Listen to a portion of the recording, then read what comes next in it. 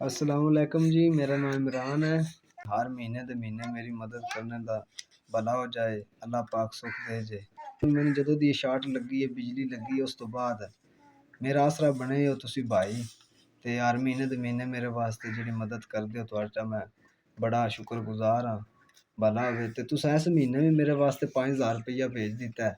ਮੈਂ ਇਸ ਗੱਲ ਦਾ ਬੜਾ ਸ਼ੁਕਰਗੁਜ਼ਾਰ ਹਾਂ ਕਿ ਤੁਸੀਂ ਮੇਰੀ ਹਰ ਮਹੀਨੇ ਭਾਈ ਮਦਦ ਕਰਦੇ ਹੋ। ਜਦੋਂ ਦੀ ਬਿਜਲੀ ਲੱਗੀ ਹੈ अरा के मेरे को काम नहीं हो रहा, मैं बेरोज़गार एक मुथाज आदमी हाँ।